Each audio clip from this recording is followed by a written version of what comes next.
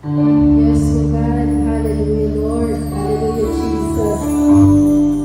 Hallelujah, Jesus. Holy Spirit, lead us.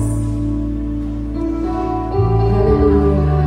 Ama namin Diyos na dakila sa lahat. Diyos na makapangyarihan. Ikaw ang Diyos na aming sinasamba. Ikaw ang aming Diyos na pinapupurihan sa Espiritu at katotohanan. Ikaw ang Diyos na manggagamot. Ikaw ang Diyos na nagpapagaling. Ikaw ang Diyos na nagkakaloob. Hallelujah. Patuloy po kami, O Diyos, na lumalapit sa iyo. Patuloy po kami humihingi ng kapatawaran sa lahat ng aming mga nagagawang mga kasalanan, O Diyos. Sa isip, sa salita at sa gawa. Hindi kami karapat-dapat sa iyong paanan, O Diyos. Ngunit salamat, O Diyos. Maraming salamat dahil sa awa at habag mo po sa amin. Kami ay narito, nakakatayo sa iyong harapan upang ikaw ay mabigyan ng kamurihan sa aming mga buhay. Patuloy po, Ama, na hinihingi po namin ang pagsama ng iyong banal na Santong Espiritu. Dinadalangin po namin, O Diyos, ang lahat ng mga nasa tahanan, O Father God, ang lahat ng nakikinig at nanonood ng midweek service na ito, O Diyos. Patuloy, Ama, na ang pagkilos ng iyong banal na Santong Espiritu ay patuloy mong ipagkaloob sa kanila, O Father God. Samahan mo sila, O Diyos, sa lahat ng aspeto ng kanilang mga buhay, O Father God. Sa lahat ng mga nanghihina, O Father God, patuloy mo silang palakasin. Sa lahat ng may kaguluhan, patuloy mo silang bigyan ng kapayapaan, O Father God, sa kanilang mga puso. Maraming salamat, O Diyos, at itinitiwala na po namin ang aming gawain sa gabing ito, O Diyos. At patuloy, Ama, na ikaw po, O Diyos, ang maitataas. Ikaw po, O Diyos, ang aming maitatanghal. Ikaw po, O Diyos, ang aming mapapupurihan, O Diyos. Salamat po, Ama. Sa iyo na po ang lahat ng papuri. Sa iyo po ang lahat ng pasasalamat at pagdakila. At ito po ang aming dalangin na may papuri at pasasalamat sa tanging pangalan lamang ng aming Panginoong Jesus, na aming Panginoon at tagapagligtas. Amen. Amen. Mga kapatid, buksan po natin ang aming mga puso. Puso tayo magpasalamat sa Panginoon sa kanyang kabutihan na nagawa niya sa atin. Sa kabila ng mga pandemic na nadaan, hindi niya tayo pinabayaan. Hindi niya tayo iniwan. Kaya, mga kapatid, damihan natin ang presensya ng Panginoon sa gabi ito. At magpasalamat tayo sa patuloy na wagas at pagmamahal na binibigay sa atin ng Panginoon. Sa patuloy na protektahan niya tayo, patuloy na binibigay niya. Kaya mga kapatid, buksan natin ang mga puso, itaas natin ang ating mga kamay para sa ating Panginoon. Hallelujah.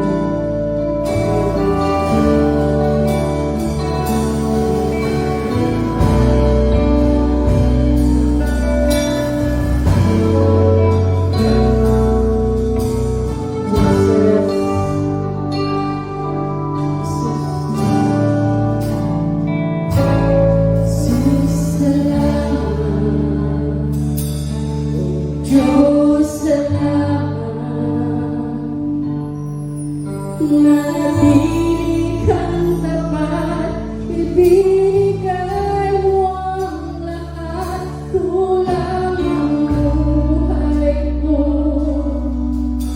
Maging ang mundo sa laki at hawak ng pag-ibig mo.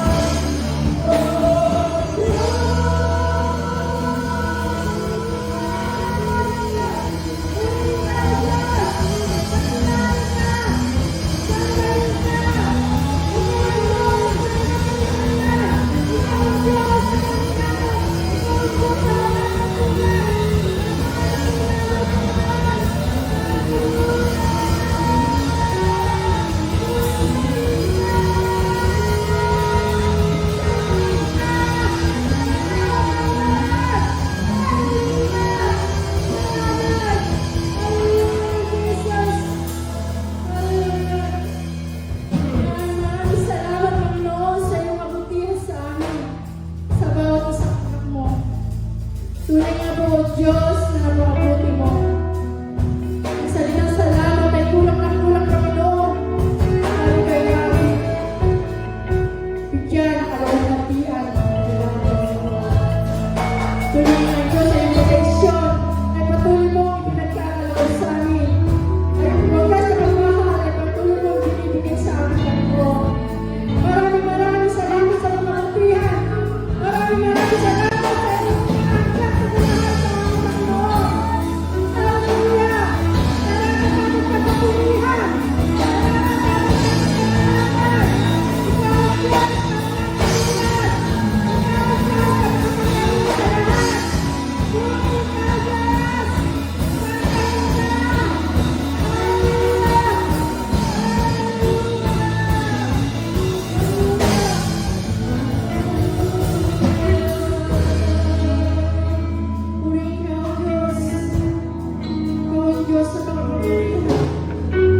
Salamat, Panginoon. Sa iyo, pinakmataas na papuri. Sa iyo, pinakmataas na pasasalamat. Tudalanan namin sa tanging pangalan ng iyong anak na si Jesus. Ang lahat ng anak ng Diyos ay magsabi na,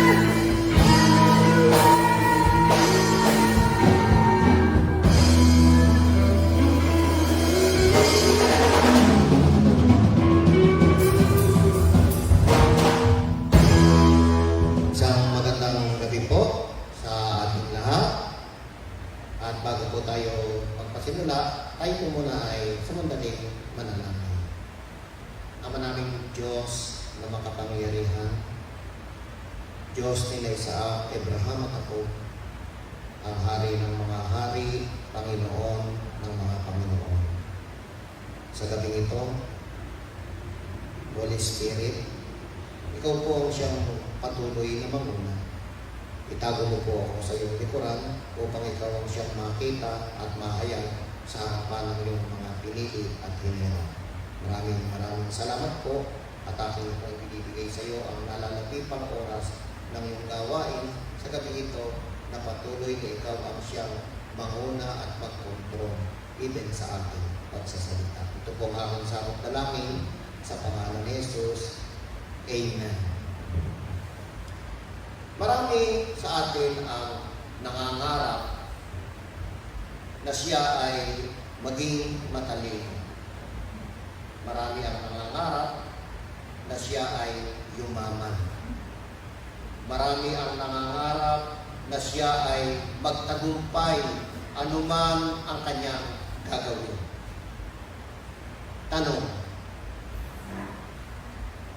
kung tayo ay nangangarap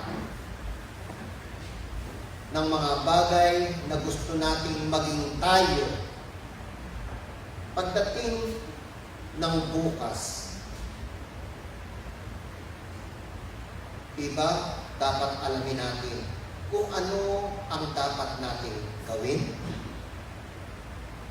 Sinasabi sa aklat ng Mateo 6:33, "But seek ye first the kingdom of God and His righteousness, and all these things shall He added unto you." Okay.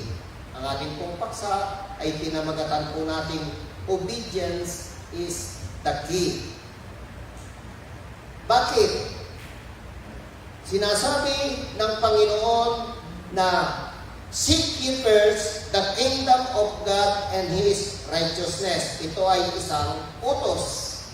Utos na hindi natin dapat ipagbaliwala. Dahil ang utos na ito, na kung ating gagawin ang ating mga pangarap, kapag nagawa na natin ang utos na sunod na natin, yung inuna natin na hanapin na pagharian tayo ng Diyos, ang Diyos pawang idadagdag o ibibigay sa atin ang lahat ng ating mga pangangailangan, ang lahat ng ating mga pangarap. Amen. Kaya hindi natin dapat ipagbaliwala, church, hindi natin dapat ipagbaliwala ang sinabi ng Diyos na seek ye first the kingdom of God and His righteousness para makuha o mapasa atin ang lahat ng bagay na nais natin. Uulitin ko po ang sinasabi rito, and all these things shall be added. At pawang idadagdag niya ang lahat ng bagay sa ating buhay.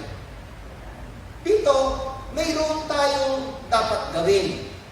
Hindi po gayon lang kadali na ang tao, pag nangarap, mapapasa kanya na ang lahat niyang pinapangarap. Kung hindi, mayroon siyang gawin. Amen. Ganito ang sinasabi sa aklat ng Kawikaan. Kay Yahweh ka magtiwala. Una, ang iyong buhay ay sa Diyos mo itiwala. Amen. Na kung ikaw ay magtitiwala, ano ba yung ipagtitiwala mo sa Diyos? Ang pagtitiwala ron po, ikaw ay makasusunod kung ikaw ay nagtitiwala. Amen. Minsan, marami ang hindi makasunod dahil hindi nila kilala, hindi sila nagtitiwala doon sa kaya hindi nila magawa ang bagay na ipinagagawa ng Diyos sa kanila. Pangalawang point, dapat daw po buong puso. Ang sabi nga, buong puso.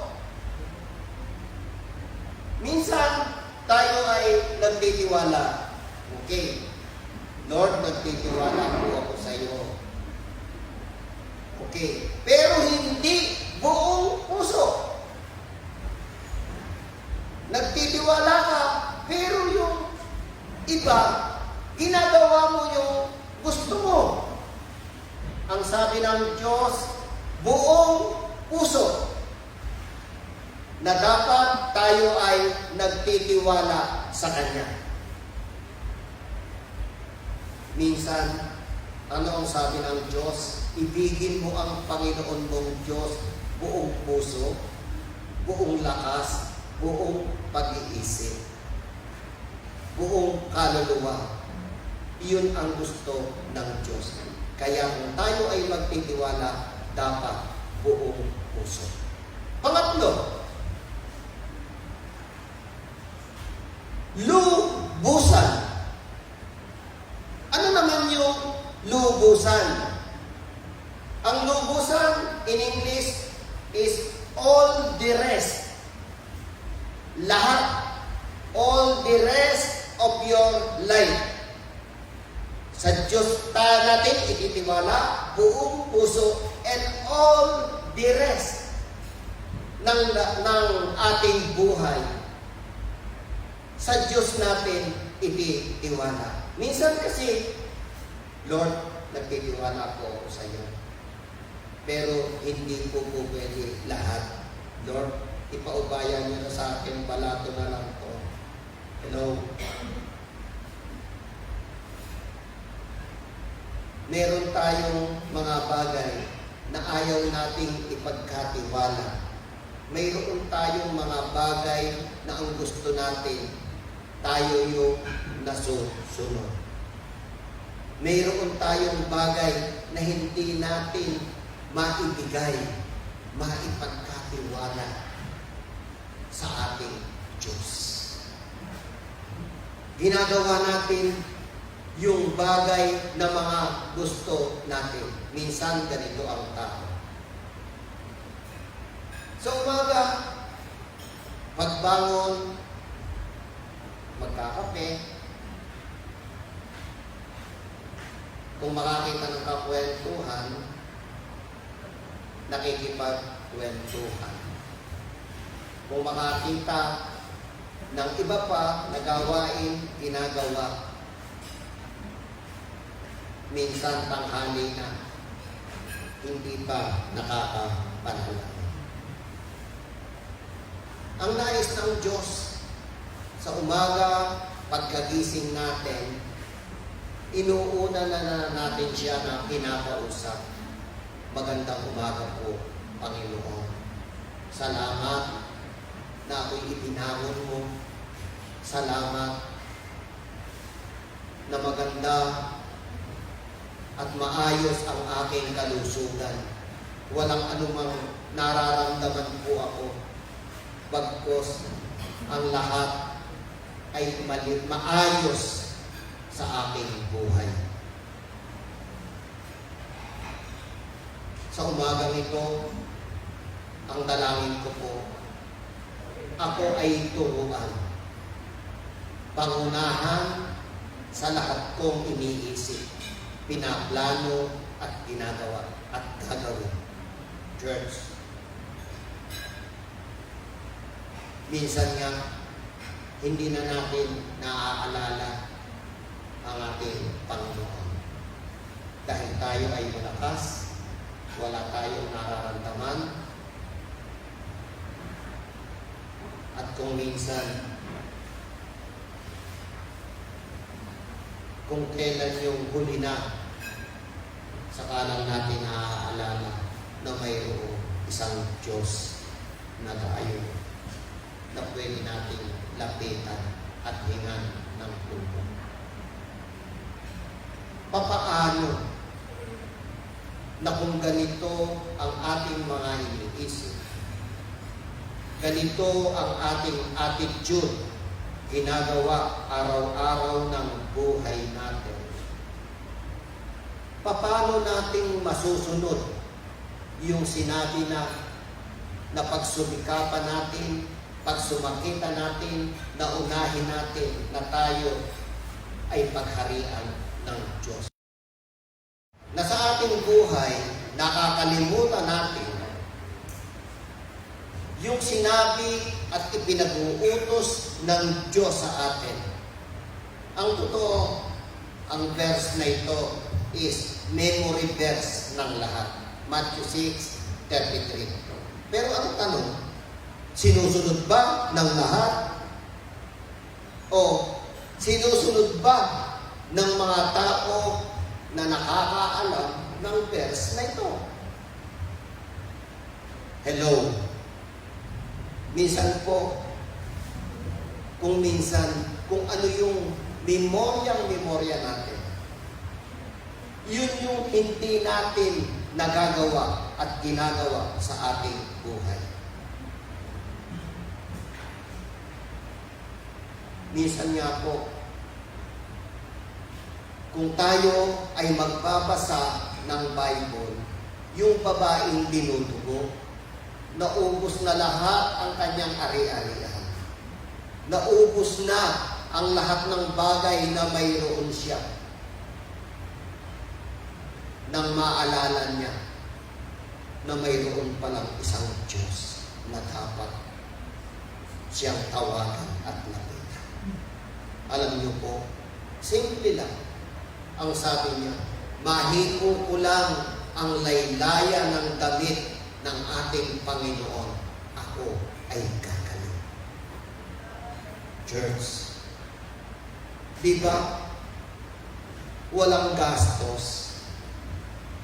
Bakit kailangan mawala ang lahat mong mga naiipon para ka lang lumaling? Eh, mayroon palang isang Diyos na kung tatawagin mo ay siyang magpapagaling sa iyo.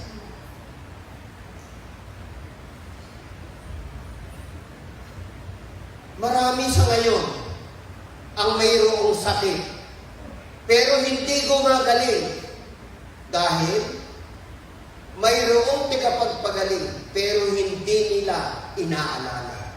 Hindi nila naaalala na mayroong isang Diyos na tagapagpagaling.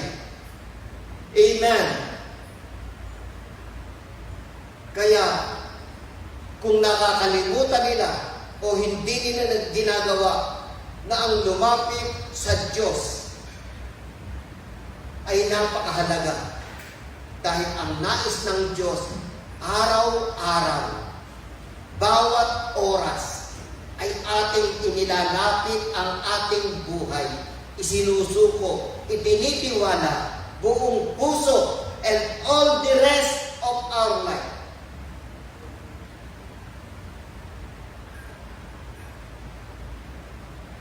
Church,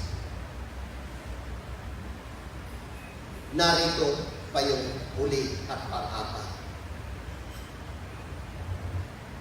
In verse 6, chapter 3, verse 6, siya ay sangguniin sa lahat mong binabalak, yun ang hindi natin nagagawa. Ginagawa natin lahat ang bagay na magagawa natin, pero yung siya ay sinasangguni, Lord, saka na, matalino po ako. Mahuli ako.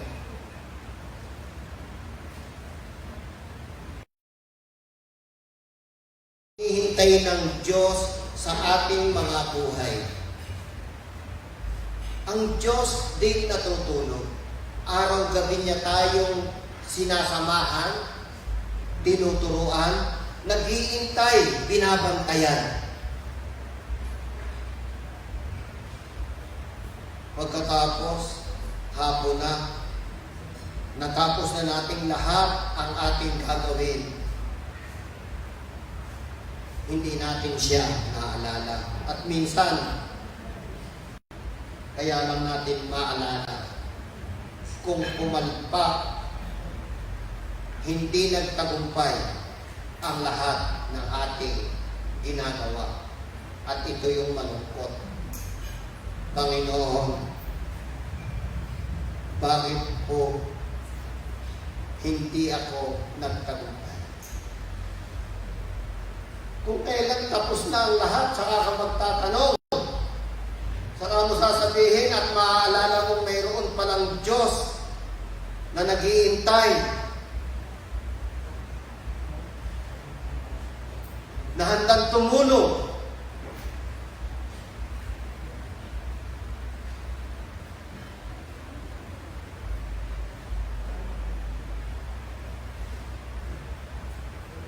Church, nang sabihin ng Diyos na seek ye first the kingdom of God and His righteousness.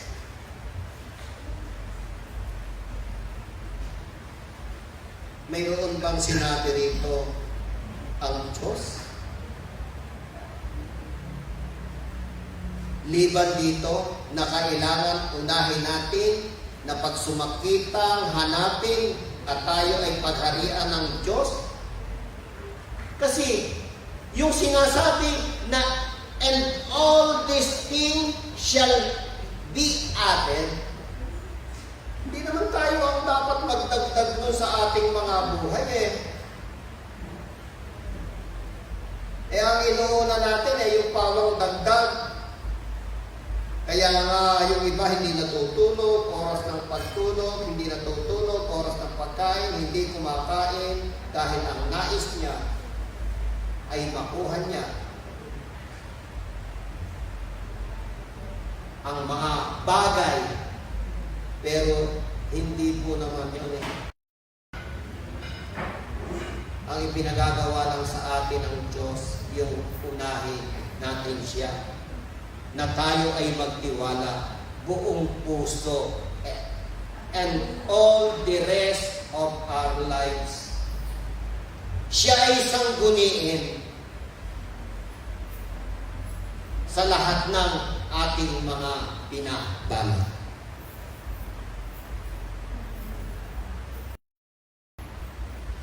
Then, siya na ang magpo-provide. Siya na ang magbibigay.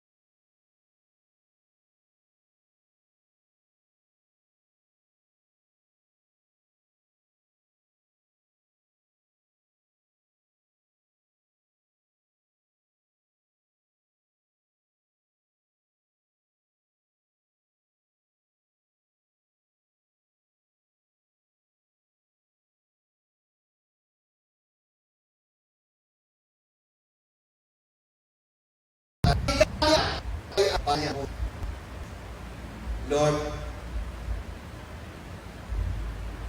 kailangan pa ba?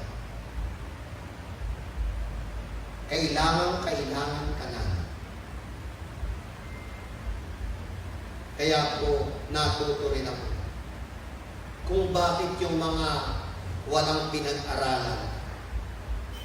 Abay siya po mga nagsisi-asenso. Kasi yun po pala yung sikreto na sa kanilang buhay, inaamin nila sa harapan ng Diyos na wala silang magagawa. Hindi sila nakapag-aral, wala silang kakayanan, even wala silang puhunan.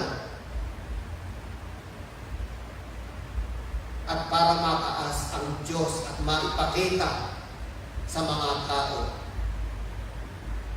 kung alin yung mga wala, hindi nakapag-aral, walang puhunan, yun yung tinutulungan. Dahil sila yung totoong nagtatapat sa Diyos.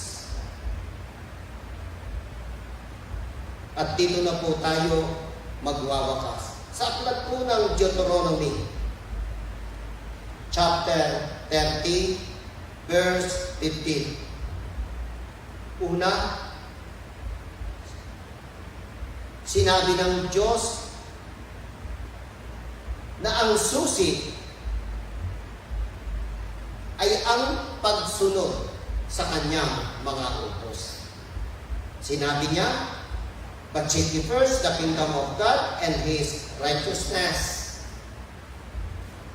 Sinabi niya na tayo ay magtiwala, buong puso, all the rest of our lives, siya ay sangguniin sa lahat nating binabalak para tayo magtagumpay.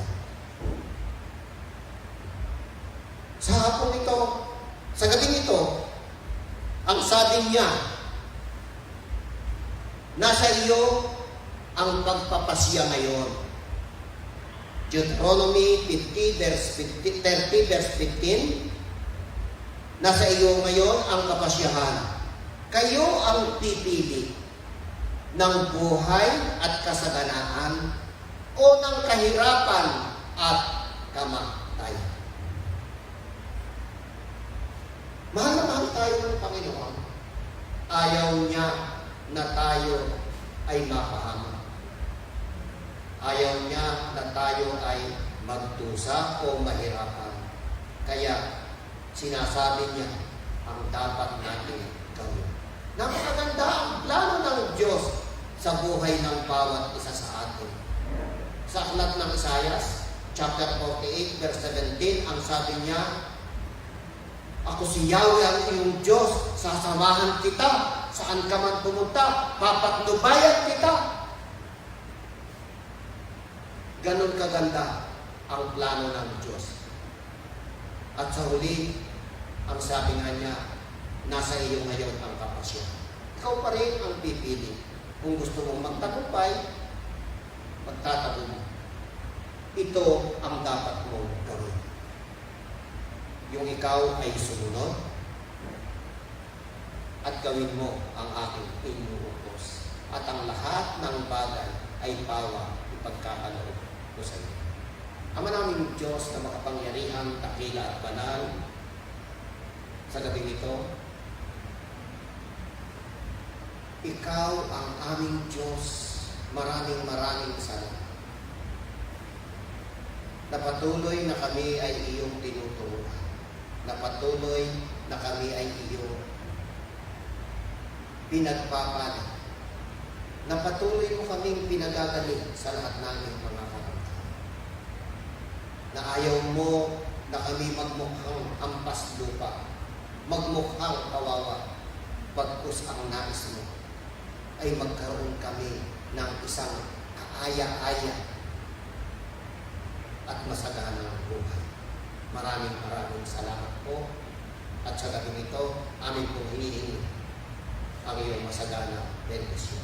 Ang pag-ibig ng aming Diyos Ama, ang biyaya at habag ng aming Panginoong Hesus, ang pakikipisan, patnubay at gabay ng Santong Espiritu ay mapasa bawat isa sa amin ngayon at magpasawalang hanggan at At ang lahat ng pinagpala, pinili at hinirang ng Diyos ay magsabi ng Amen.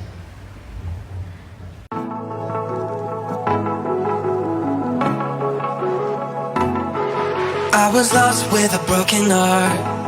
You picked me up, now I'm set apart. From the ash I am born again, forever safe in the Savior's hands. You are more than my words could say. I follow you, Lord, for all my days. Fix my eyes, follow in your ways. Forever free in unending grace. 'Cause you are